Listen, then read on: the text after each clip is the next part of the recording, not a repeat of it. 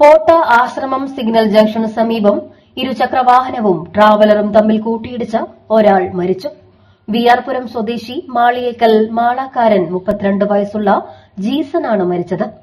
രാവിലെ 11:35 അപകടം. ഭാര്യയോടൊപ്പം പള്ളിയിൽ പോയ ശേഷം ദമ്പതികൾ ആശ്രമം ജംഗ്ഷനിൽ നിന്നും ചാലക്കുടിയിലേക്ക് പോകുന്നതിനായി സിഗ്നൽ കടക്കുമ്പോൾ തൃശൂർ എറണാകുളം ഭാഗത്തു നിന്നും സിഗ്നൽ തെറ്റിച്ച് അമിത വേഗതയിൽ വന്ന ട്രാവലർ ദമ്പതികളെ വന്നിടിക്കുകയായിരുന്നു.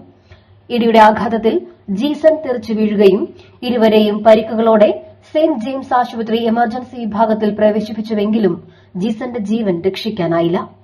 ചാലക്കുടിയിലേക്കുള്ള സിഗ്നൽ വീണതിനാൽ ജീസൻ വാഹനം മുൻപോട്ടെടുക്കുകയും എന്നാൽ ഇവർക്ക് മുൻപേ സിഗ്നൽ കടക്കുന്നതിനായി എറണാകുളം ഭാഗത്തു നിന്നും വന്ന വാഹനം ശ്രമിച്ചതാണ് അപകടത്തിന് കാരണമായത്. ഭാര്യ നിമിഷ പരിക്കുകളോടെ രക്ഷപ്പെട്ടു. ഇരുവർക്കും 7 മാസം പ്രായമുള്ള ഒരു കുഞ്ഞുണ്ട്. ഇവിടെ നിരന്തരം സിഗ്നൽ തെറ്റിച്ച് അപകടങ്ങൾ ഉണ്ടാകുന്നത് പതിവാണ്.